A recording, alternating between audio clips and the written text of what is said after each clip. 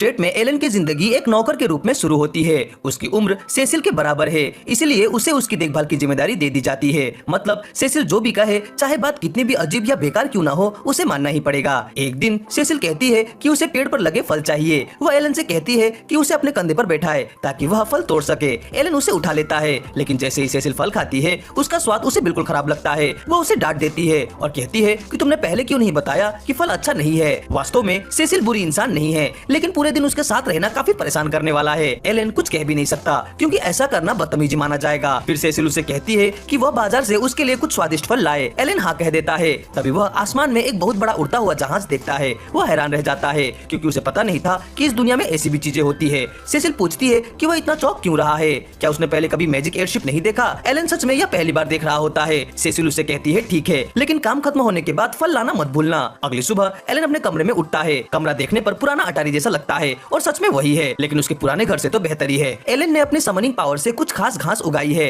जिनकी खुशबू से शरीर जल्दी रिकवर होता है, इसलिए वह हर सुबह ताजा और एनर्जेटिक महसूस करता है। फिर भी उसे बहुत भूख लगी है, इसलिए वह नीचे नाश्ता करने चला जाता है। डाइनिंग हॉल में बाकी नौकर पहले से खाना खा रहे हैं। पहले कुछ दिनों में एलन की सबसे अच्छी पहचान हो गई है, खासकर हेड सर्वेंट रिकल से। रिकल एलन से पूछता है कि क्या वह सेसिल का साथ ठीक से निभा पा रहा है। एलन हाँ कह देता है, लेकिन रिकल उसके चेहरे से समझ जाता है कि सेसिल उसे काफी परेशान कर रही है। वह समझाता है कि सेसिल उससे ज्यादा काम इसलिए करवाती है क्योंकि वह एक सर्वेंट है, हॉल बॉय नहीं। एलन को समझ नहीं आता कि दोनों में क्या फर्क है। रिकल बताता है कि इस परिवार के सर्वेंट्स दो रैंक में बटे होते हैं, सीनियर और जूनियर, लेकिन वे सब परिवार का हिस्सा माने जाते हैं, जबकि हॉल बॉय सिर्फ अस्थायी मददगार होते हैं, इसलिए उन्हें परिवार का सदस्य नहीं माना जाता। यह सुनकर एलन चौंक जाता है। उसे नहीं पता था कि यहाँ सर्वेंट बनना मतलब परिवार का हिस्सा बनना है। अब उसे समझ आता है कि उसके पिता इतने खुश क्यों हुए थे जब बैरन ने यह मौका दिया था। उसी दिन बाद में एलन और बाकी नौकर बैरन के परिवार को नाश्ता परोसते हैं। बैरन की पत्नी एलन की तहजीब देखकर प्रभावित होती है, जबकि वह साधारण परिवार से आया है, जबकि उसे टैलेंटलेस माना जाता है। हालांकि यह बात सच नहीं है कि एलन के पास कोई टैलेंट नहीं है, लेकिन वह अभी चुप ही रहता है। जैसे ही सेसिल को पता चलता है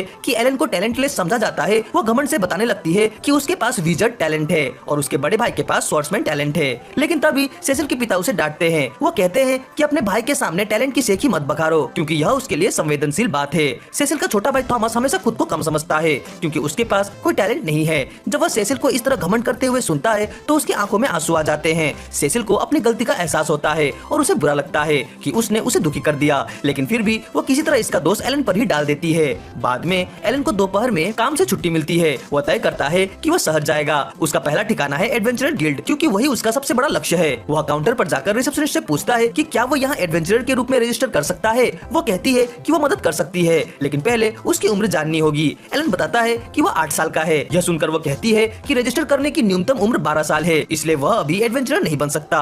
यह सुनकर एलन का दिल टूट जाता है। वह 4 साल और सर्वेंट बनकर नहीं रहना चाहता, लेकिन आज के लिए उसके पास और कोई रास्ता नहीं है, इसलिए वह नोटिस बोर्ड की तरफ जाता है ताकि थोड़ी जानकारी ले सके। बोर्ड पर अलग अलग रैंक के मॉन्स्टर की तस्वीरें और उनके इनाम लगे होते हैं। तभी कुछ देर बाद एक एडवेंचरर जिसका नाम रेवेन है उसके पास आ जाता है और कहता है कि यह जगह बच्चों के लिए नहीं है, इसलिए उसे यहाँ से चले जाना चाहिए। एलन माफी मांगता है और जाने के लिए तैयार हो जाता है, लेकिन जाने से पहले वो रेवेन से पूछता है कि ये बाउंटीज इस तरह क्यों लगी है। रेवेन समझाता है कि जैसे जैसे शहर से दूर जाते हैं मॉन्स्टर और मजबूत होते जाते हैं, इसलिए सबसे ताकतवर मॉन्स्टर व्हाइट ड्रैगन माउंटेन्स में मिलते हैं। एलन दीवार पर व्हाइट ड्रैगन की एक पुरानी बाउंटी देखता है। वह पूछता है कि इतना बड़ा इनाम होने के बाद भी किसी ने उसे अब तक क्यों नहीं मारा। रेवेन बताता है कि व्हाइट ड्रैगन इतना ताकतवर है कि कोई उसे हरा नहीं सकता, लेकिन उस इलाके में माइथिल नाम की एक कीमती धातु बहुत मिलती है, इसलिए वहाँ से जुड़ी रिक्वेस्ट लगातार आती रहती है और बाउंटी बढ़ती ही जा रही है। यह सारी जानकारी एलन के लिए बहुत काम की साबित होती है और रेवेन को धन्यवाद कहता है और वहाँ से निकल जाता है। वह अभी एडवेंचर के रूप में रजिस्टर नहीं कर सकता, लेकिन इसका मतलब यह नहीं कि वह मॉन्स्टर से नहीं लड़ सकता। आज उसकी छुट्टी है,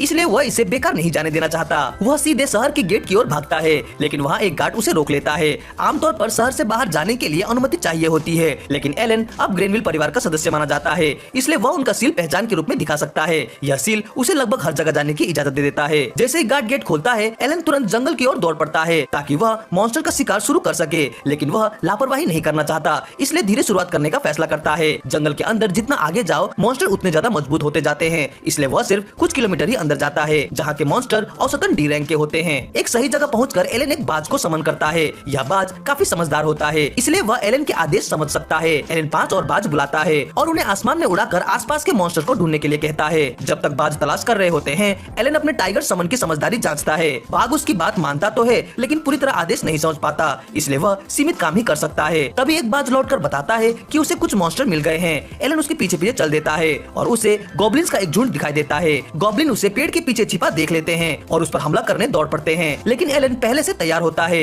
वह तुरंत 10 बाघ समन कर देता है जो गॉब्लिन्स को घेर लेते हैं। फिर आसान बनाने के लिए वो एक तितली समन करता है जो उन पर स्लिप स्पेल डाल देती है। गॉब्लिन मारने से उतना एक्सपी नहीं मिलता जितना सुअरों को मारने से मिलता है, लेकिन गॉब्लिन्स को हराना आसान और तेज है, इसलिए एलन लगातार उनका शिकार कर सकता है। शाम तक एलन करीब 80 गॉब्लिन्स मार चुका होता है। उसे 16,000 एक्सपीरियंस पॉइंट मिलते हैं और वह 2 लेवल ऊपर चला जाता है। वह अपनी छुट्टी से बहुत खुश है। उसने न सिर्फ केवल लेवल बढ़ाया है बल्कि अपने समन्स के बारे में भी बहुत कुछ सीखा है। जैसे तितली का स्लिप स्पेल गॉब्लिन को सुलाने में 80% सफल होता है और डार्क मैजिक स्टोन भले ही कीमती हो उनसे ई रैंक समझ नहीं बनाए जा सकते। हालांकि रात हो चुकी है, फिर भी एलन थोड़ा और शिकार करना चाहता है। वो बाजों से कहता है कि और मॉन्स्टर ढूंढकर लाए, लेकिन वे बस उसे देखते रहते हैं, उड़ते नहीं। एलन पूछता है क्या हुआ, तब उसे पता चलता है कि बाज रात में ठीक से देख नहीं सकते, इसलिए वे अब स्काउटिंग नहीं कर सकते। यह सुनकर एलन निराश हो जाता है। वह अभी और शिकार करना चाहता था, लेकिन उससे भी बड़ी समस्या सामने है। वह रास्ता ढूंढने के लिए बाजों पर निर्भर था। अगर वे अंधेरे में नहीं देख सकते तो इसका मतलब है कि वह जंगल में लगभग खो चुका है। वह रात जंगल में नहीं बिता सकता, इसलिए मजबूर होकर अंधेरे में टटोलते हुए चलता रहता है जब तक कि आखिरकार किसी तरह घर नहीं पहुंच जाता। 1 महीने बाद एलन एक लोहार से 3 धातु की गेंद बनवाता है। वह अपने पत्थर फेंकने की स्किल को और असरदार बनाना चाहता था और ये गेंदें उसके लिए सही है। पैसे देकर वो उन गेंदों को अपने ग्रीमोर स्टोरेज में रख देता है। पिछले 1 महीने में एलन 4 बार शिकार पर जा चुका है। लगातार एक्सपी कमाने की वजह से उसका लेवल बढ़कर 12 हो जाता है। अब उसे सच में लगता है कि वो आगे बढ़ रहा है। उसी रात वो फिर से ग्रेनविल स्टेट लौट आता है, लेकिन जैसे ही एलन अंदर आता है सिबास उसे रोक लेता है और कहता है कि बैरन उससे बात करना चाहते हैं। एलन तुरंत बैरन के ऑफिस में जाता है। बैरन उसकी तारीफ करना शुरू करते हैं। वे कहते हैं कि जब से एलन यहाँ आया है हवेली के बाकी लोग उसके बारे में सिर्फ अच्छी बातें ही कर रहे हैं, लेकिन बैरन थोड़े चिंतित भी हैं। उन्हें बताया गया है कि एलन अपनी छुट्टी के दिन बहुत जल्दी निकल जाता है और रात देर से लौटता है।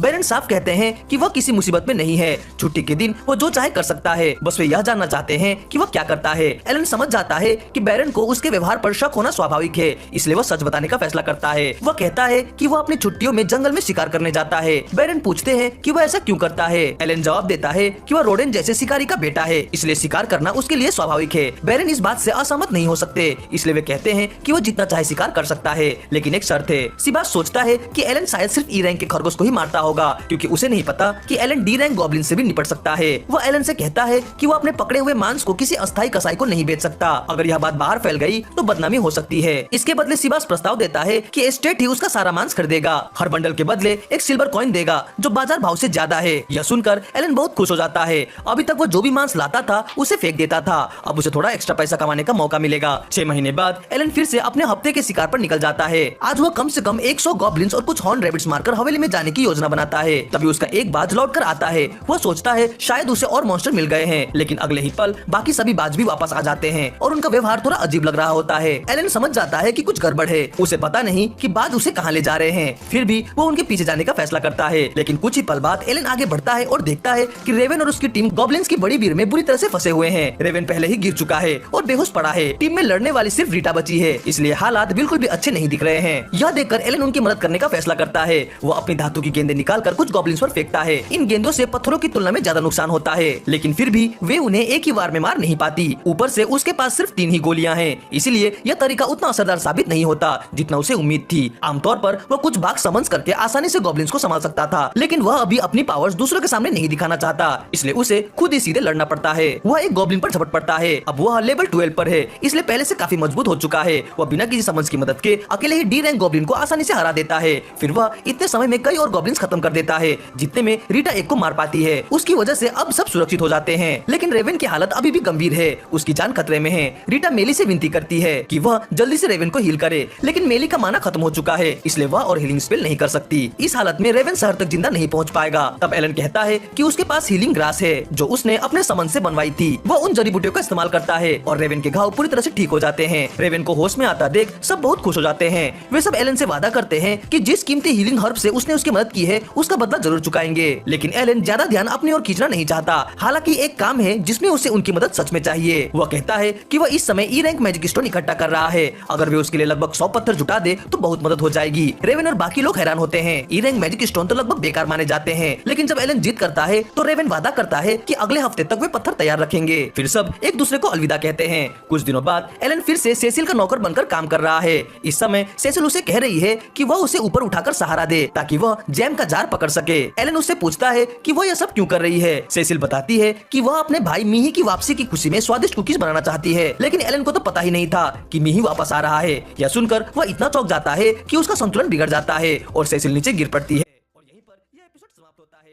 वीडियो के अगले पार्ट के लिए कमेंट जरूर करें। परिवार साथ बैठकर दोपहर का खाना खा रहा है। ग्रेनविल खाने का स्वाद चखकर काफी प्रभावित होता है। सेसिल खुश होती है कि उसे खाना पसंद आया, क्योंकि यह उन हॉर्न रैबिट से बना है जिन्हें एलन ने शिकार किया था। ग्रेनविल एलन की काबिलियत से प्रभावित है, लेकिन वह कहता है यह तो उम्मीद ही थी, आखिर वह रोडेन जैसे योद्धा का बेटा है। ग्रेनविल यह भी बताता है कि कैरन विलेज इस साल के लिए तय 20 सुअरों का कोटा पूरा कर चुका है। एलन यह सुनकर खुश होता है, लेकिन उसे पहले से ही यकीन था कि वे यह कर लेंगे। तभी थॉमस पूछता है अगर कोटा पूरा हो गया तो उन्हें सुअर का मांस खाने को क्यों नहीं मिला। पहले सर्दियों में वही उनके खाने की सबसे खास चीज होती थी, इस साल उन्हें एक भी बार नहीं मिला। यह सुनकर एलन हैरान होता है, लेकिन वह अंदाजा लगाता है कि शायद कोटा पूरा होने की मांग राजा ने की, इसलिए सारा सुअरों का मीट राजधानी भेज दिया गया होगा। फिर थॉमस एलन से पूछता है क्या अगली बार वह लंच के लिए एक व्हाइट डियर का शिकार कर सकता है। यह सुनते ही सब लोग थॉमस पर चिल्लाने लगते हैं। वे कहते हैं कि एलन से ऐसा मुश्किल काम मांगना ठीक नहीं, क्योंकि व्हाइट डियर का शिकार करना कोई आसान बात नहीं। लेकिन सबकी हैरानी के बीच एलन बिना झिझक मान जाता है। वह कुछ नया चैलेंज लेना चाहता था। उसे लगता है कि व्हाइट डियर शायद सी रैंक का होगा, इसलिए उसके लिए आसान रहेगा। अगले दिन एलन जंगल की ओर निकलता है। वो बर्फ में एक गड्ढा खोदता है, फिर जंगल के अंदर जाकर व्हाइट डियर का पीछा करने लगता है। आखिरकार जब उसे एक दिखता है तो वह 4 फ्रॉग को समन करता है ताकि वे बैठ कर काम कर सके। अपने प्रोवोक स्किल से वे फ्रॉग हिरन का ध्यान खींच लेते हैं। हिरन गुस्से में आकर उनकी ओर दौड़ता है, लेकिन जैसे ही वह उन्हें मारने ही वाला होता है एलन फ्रॉग को डिसमन कर देता है। यह खेल कुछ देर तक चलता रहता है। आखिर में एलन हिरन को उसी गड्ढे की ओर ले जाता है जो उसने खोदा था। हिरन उसमें गिरकर फंस जाता है। अब एलन के लिए उसे मारना आसान हो जाता है। करीब 1 घंटे बाद हवेली के कर्मचारी घबरा जाते हैं। मुख्य द्वार पर एक विशाल व्हाइट डियर पड़ा दिखाई देता है। वे उस पर हमला करने ही वाले होते हैं, तभी नीचे से आवाज आती है। अगले ही पल एलन हिरन के नीचे से लुढ़ककर बाहर निकलता है। उसे मारना तो आसान था और उससे उसे 2000 से ज्यादा एक्सपी भी मिला, लेकिन इतने बड़े हिरन को अकेले यहाँ तक उठाकर लाना उसके लिए सच में बहुत झंझट वाला काम था। वो बाकी नौकरों से कहता है कि थॉमस को बुलाए, क्योंकि उसने यह हिरन खास उसी के लिए शिकार किया है। कुछ ही पलों में पूरा परिवार बाहर आ जाता है, यह देखने की क्या हुआ है। ग्रेनविल यह देखकर दंग रह जाता है। एलन ने सच में व्हाइट डियर का शिकार कर लिया। थॉमस बहुत खुश होता है, क्योंकि अब वे न्यू ईयर में डियर मीट खा पाएंगे। लेकिन बाकी परिवार अब भी हैरानी में है। ग्रेनविल सोचने लगता है क्या एलन सच में टैलेंटलेस है। आखिर कोई साधारण 8 साल का बच्चा अकेले सी रैंक मॉन्स्टर को कैसे हरा सकता है। इसलिए वो तय करता है कि एलन का दोबारा आंकलन जल्द से जल्द कराया जाए। कुछ समय बाद एलन को साइबिस की मीटिंग में बुलाया जाता है। उसे बताया जाता है कि अब उसे हंट्समैन के पद पर प्रमोट किया जा रहा है। हंट्समैन के रूप में उसका काम होगा घर के परिवार के लिए शिकार करना, और अगर मॉन्स्टर हमला करे तो लोगों की रक्षा करना। इसके बदले उसे हर महीने 100 सिल्वर कॉइन्स मिलेंगे, जो उसके अभी की तनख्वाह के 2 गुना है। ऊपर से यह अच्छा सौदा लगता है, लेकिन एलन समझ जाता है कि असल में वे लोग ताकतवर मॉन्स्टर के पूरे दाम देने से बचना चाहते हैं, क्योंकि सिर्फ वही डियर 100 सिल्वर से ज्यादा का था। उसे सैलरी देना सीधे मॉन्स्टर खरीदने से सस्ता पड़ता है। एलन को ज्यादा पैसों का नुकसान होने से खास फर्क नहीं पड़ता अगर उसे खुलकर शिकार करने का मौका मिले। लेकिन जैसे ही वो तुरंत शिकार पर निकलने की सोचता है, साइबस उसे रोक देता है। उसे याद दिलाया जाता है कि उसे सेसिल का सर्वेंट होने का काम भी करना है, इसलिए उसे हफ्ते में सिर्फ एक बार शिकार करने की अनुमति है। यह सुनकर एलन निराश हो जाता है, लेकिन शिकायत करना बदतमीजी होती है, इसीलिए वो चुपचाप मान जाता है। कुछ देर बाद एलन सेसिल के साथ बंदरगाह जाता है। वे मीही से मिलने जा रहे हैं, जो एकेडमी से घर लौट रहा है। एलन पहली बार किसी एयरशिप को इतने पास से देखता है, इसलिए वह उत्सुक है कि यह कैसे काम करती है। लेकिन सेसिल का ध्यान सिर्फ अपने भाई पर है। जैसे ही मीही बाहर आता है, वो दौड़कर उसे कसकर गले लगाती है। वह बताती है कि उसने उसे कितना मिस किया। वो पूछती है कि पिछली गर्मियों में वह घर क्यों नहीं आया, जबकि उसने वादा किया था। मीही को वो वादा याद है, लेकिन कुछ वजह से वो नहीं आ सका, इसलिए वह उससे माफी मांगता है। एलन आगे बढ़कर उसके बैग उठाने की पेशकश करता है। सेसिल उसका परिचय अपने सर्वेंट के रूप में देती है। मीही एक अच्छा इंसान है। वो सिर्फ एक नजर में समझ जाता है कि एलन काफी टैलेंटेड है। वह यह बात सीधे उसे कह भी देता है। एलन राहत महसूस करता है कि मीही समझदार है, क्योंकि एक और सेसिल को संभालना उसके बस की बात नहीं होती। सेसिल और मीही भाई बहन की तरह अच्छी तरह घुल मिल जाते हैं। उन्हें देखकर एलन को अपने परिवार की याद आती है। वह सोचता है कि वे कैसे होंगे। उस दिन बाद में एलन दोपहर में खाने के लिए कुछ मॉन्स्टर का शिकार करता है। जब वह लौटता है तो रसोइये बहुत खुश होते हैं। इतनी ताजी सामग्री उन्हें पहले कभी नहीं मिली। वे एलन की मेहनत के लिए उसे धन्यवाद करते हैं। लेकिन जैसे ही वह मांस रखने वाला होता है, उसकी नजर बगीचे में मीही और जेनोफ के बीच हो रही ड्यूल पर पड़ती है। सिर्फ 14 साल का होने के बावजूद मीही काफी अच्छा लड़ता है,